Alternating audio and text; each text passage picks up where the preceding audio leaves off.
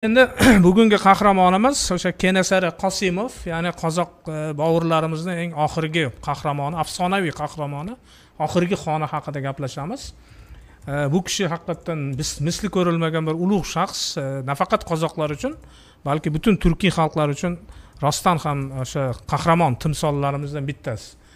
Bu kishini tarixini ko'proq o'rganishlaringni xohlardik, ko'proq ko'rib chiqishlaringni istardik. Mana oxirgi shu 30 yildan beri qozoqlar, mana qozoq birodarlarimiz Kenasari xonni o'sha doimo buni ulug'lab, doimo buni tarixini chuqurroq o'rganib, chunki bu kishi o'sha qozoq yerlarini, qozoq milliy ozodlik harakatini boshqargan o'sha buyuk qahramonlardan bittasi, oxirgisi.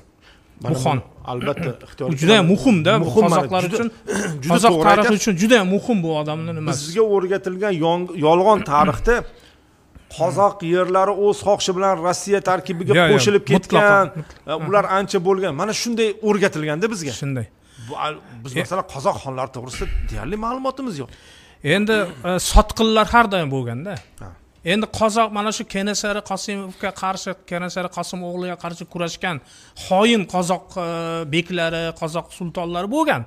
Uni tan olish kerak. Bu yerda bo'lmaganmi? Buxoroda bo'lmaganmi? Bizdachi mana o'zimiz Toshkentda Said Azimboylar va boshqa qirg'izlarda ham masalan rusparastlar o'sha paytda har doim bo'lgan. O'shalarni masalan Rossiyaga o'sha loyalligi tufayli rus tarixi, sovet tarixi mana shuni nima deydi, xasposhlab keldi.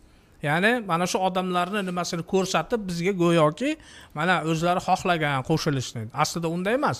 Bu aslida xoinlarni o'sha nimasini bizga ko'rsatib, mana sizlar millat vakillaring bizga qo'shilishni xohlagan degan bir yasama hujjatlar bilan rus tarixi, sovet tarixi o'zini oqlab olish uchun bosqinlarini doimo bizga yolg'on ko'rsatib keldi.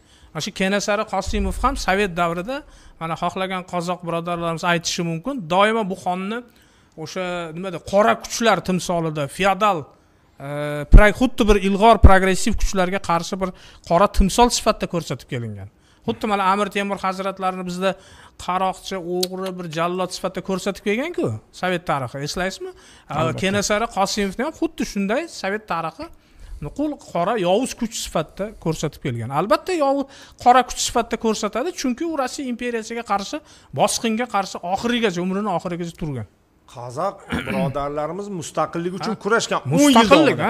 10 yil davomida, yo 10 yildan ham ko'p. O'z akalari bilan, otasi bilan ham u o'sha umrini, o'sha bolaligidan boshlab o'sha bosqinga qarshi kurashgan odam. Endi bugungi hikoyaga endi batafsil to'xtalsak, meni bir o'sha kecha bir bu odam haqida o'sha ma'lumotlar izlanishda bir ma'lumot menga juda zo'r, yaxshi nima tuyuldi, yaxshi nima berdi. Qarang, 1875-yili Fransiya poytaxti Parijda Jules Verne'ning yangi romani chop etiladi. Bu romanning nomi Mikhail Strogov yoki Podsho kuryeri deb atalardi.